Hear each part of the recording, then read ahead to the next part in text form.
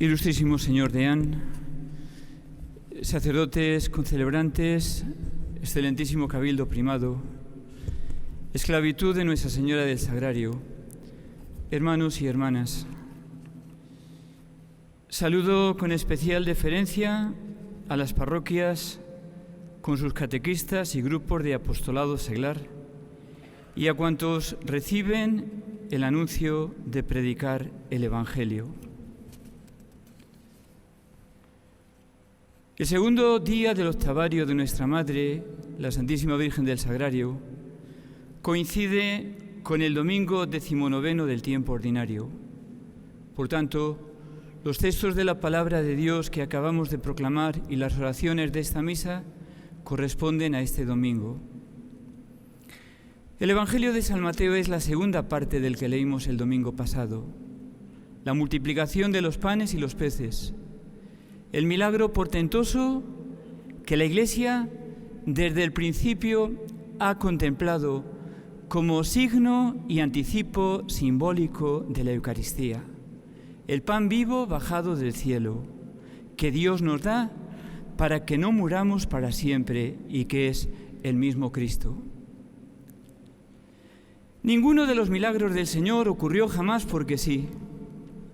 Tuvieron siempre su razón de ser. Todos ellos eran significativos, es decir, signos y señales de que el reino de Dios había llegado a los hombres con la encarnación de su Hijo Jesucristo. Por eso es tan importante para nosotros descubrir qué es lo que con ellos nos está queriendo decir el Señor. Y en el caso concreto de este milagro que hoy se nos presenta, saber qué significan las figuras de Jesús y de Pedro caminando sobre las aguas. En la Biblia, las aguas en continuo movimiento, sin forma estable, sin consistencia, son símbolo del caos, de la destrucción y de la muerte. Por tanto, ver a Jesús caminar sobre las aguas es decirnos que Él ha superado el poder de la muerte y por Él y con Él ha madurado la última y definitiva esperanza de una vida para todos plena y feliz, en la que ya no habrá lugar para la muerte. Nos dice San Mateo que los discípulos, al ver al Señor venir de madrugada caminando sobre el mar, no le reconocieron y pensando que se trataba de un fantasma, se llenaron de miedo. Fue necesario que Jesús les tranquilizase diciéndoles: ánimo, soy yo, no tengáis miedo. Otro evangelista, San Lucas, nos referirá algo semejante cuando nos describa una de las apariciones del resucitado. Se presentó en medio de ellos, nos cuenta San Lucas, y ellos, sobresaltados y asustados, creían ver un fantasma. Y prosigue San Lucas: el Señor hubo de tranquilizarles. ¿Por qué os turbáis? ¿Por qué se suscitan dudas en vuestro corazón? Mirad mis manos y mis pies, soy yo mismo. Fue entonces cuando en los discípulos el miedo se trocó en asombro y alegría porque habían visto al Señor y dieron testimonio de la resurrección de Jesús con gran valor en medio de un mundo que les era hostil y en la ciudad Jerusalén, donde lo habían crucificado. Realmente Jesús es el Hijo de Dios. Realmente ha resucitado de entre los muertos. Realmente Él es la resurrección y la vida.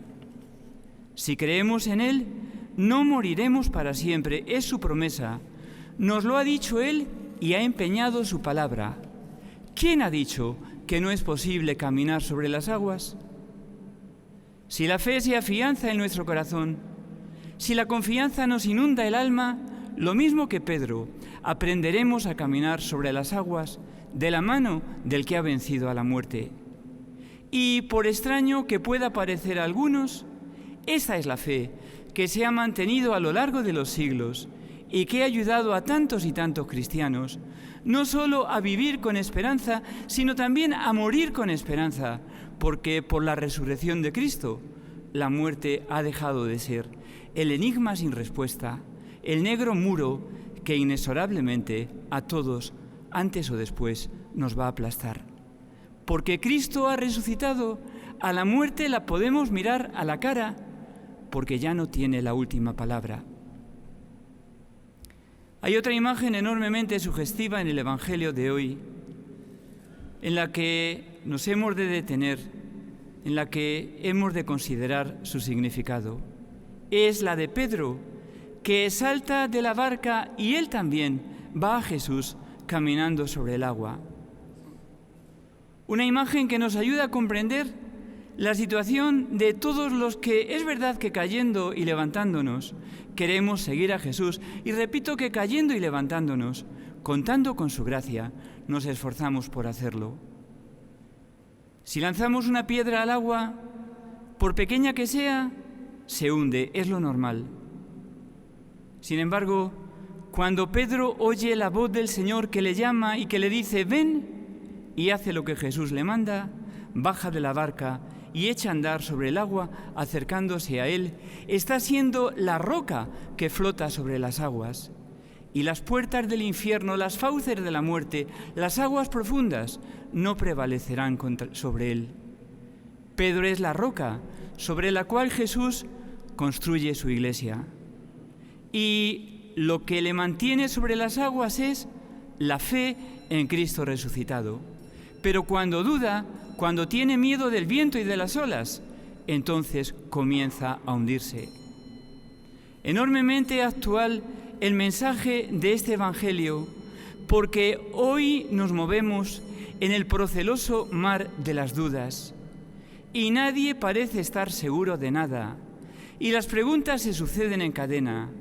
Y no solo por esta terrible pandemia que nos aflige y que, no lo dudemos, va a tardar en marcharse. ¿Qué podemos hacer? ¿Qué debemos hacer? ¿Qué cabe esperar? Son como las olas que sacuden y que amenazan nuestra existencia.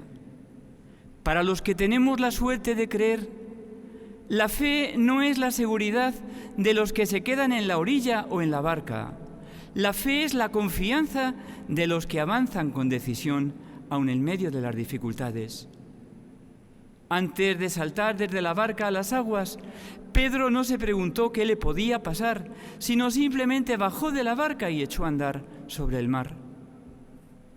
Con razón se dice, mis hermanos, que la fe es como un salto, y los que no se atreven a saltar tampoco pueden comprobar que es posible caminar sobre las aguas.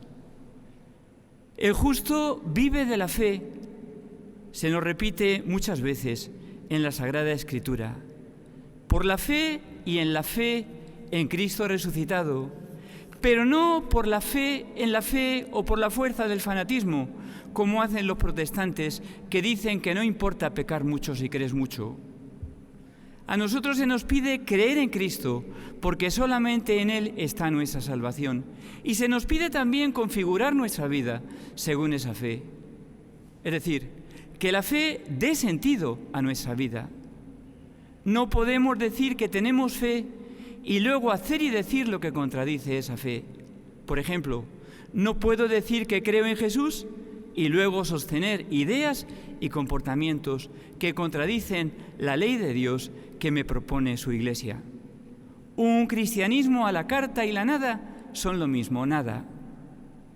Este tiempo de pandemia tan malo y de tan terribles consecuencias para todos, paradójicamente, está sirviendo para que muchos volvamos a descubrir que lo único firme, lo único que nos proporciona seguridad en medio de la dificultad es precisamente la fe. Esa fe que es unión con Cristo, el que vive, el que ha vencido a la muerte, porque Él es el Señor y el Hijo de Dios, pero que es también comunión con todos aquellos con los que Cristo se ha querido identificar, con los pobres y los sencillos, con los débiles, con los humildes, con aquellos que apenas cuentan en este mundo. Abrazar a Cristo en los hermanos, como hizo el venerable Carlo Acutis, el niño italiano muerto a los 15 años en 2006 y que va a ser beatificado el próximo 10 de octubre. Cuenta su madre su asombro el día de su entierro al encontrar la iglesia llena de gente que no conocía de nada y que además para nada se correspondían con su clase social. Eran los porteros de las opulentas casas del barrio, eran los pobres sin techo, eran los inmigrantes, eran los que acudían al comedor de caridad, para todos los cuales Carlo siempre tuvo una palabra de cariño, una sonrisa, una mano tendida. Es encantadora, parece sacada de una de las florecillas de San Francisco, el santo al que Carlo tanto quiso y junto al que pidió ser sepultado.